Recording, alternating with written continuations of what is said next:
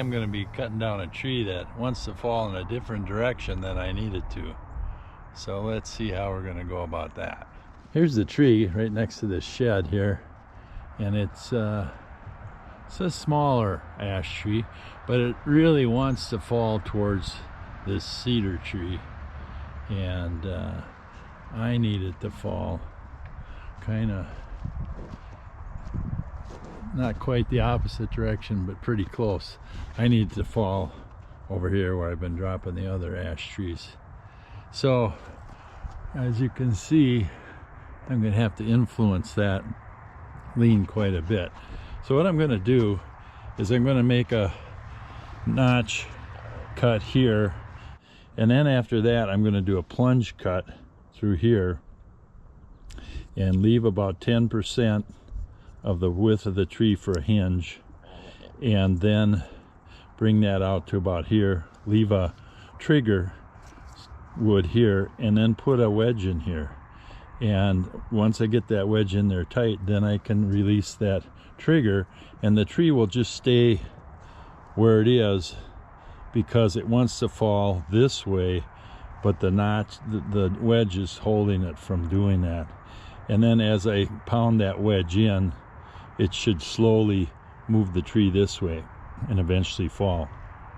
The trick with using a wedge to influence a tree like this is to have a long wedge, 10-inch or 12-inch preferably, and that way as you're hitting it in the tree, it can slowly tilt that tree.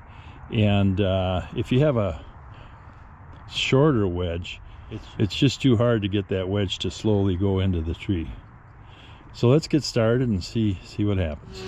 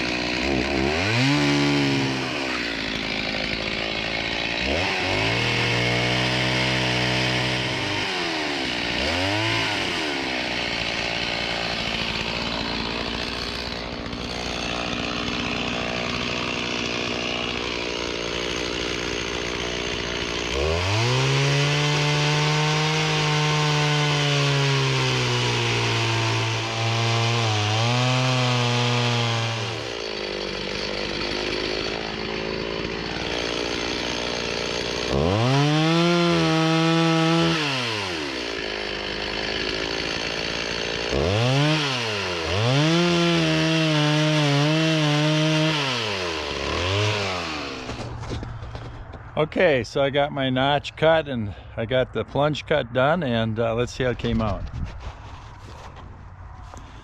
I got my plunge cut a little lower than the notch here, but I think I'll be okay. And it's a little narrower here than on this side, but not by much, and that could help the tree fall more this way. So let's get that wedge in there and get it in tight and see what we can do to influence this tree.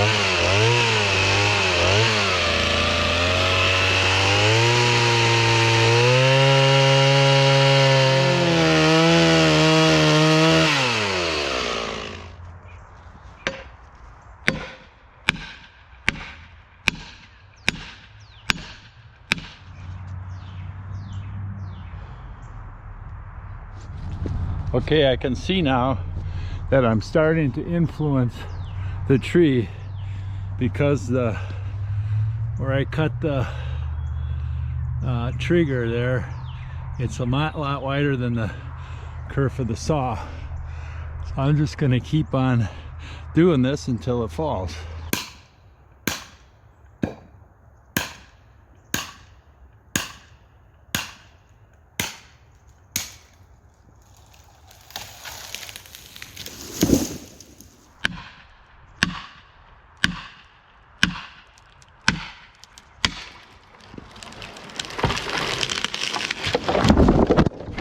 Well, I guess I had the angle a little too close to this lumber pile.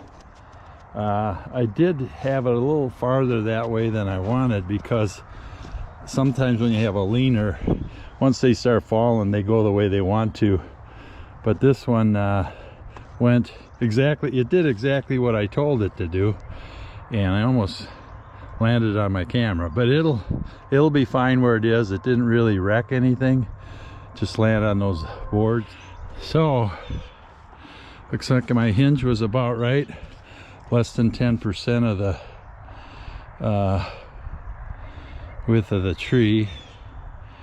And when I put the wedge in here, it was right here, and I cut the hinge a little above the wedge, because I've had before where I've cut it right where the wedge is and I start slicing up my wedge. So that's why I did this a little above. Wasn't perfect, but I'm gonna call it a success. And now I just have to cut this up and pile it over there. Thanks for watching. We'll see you next time. Bye now.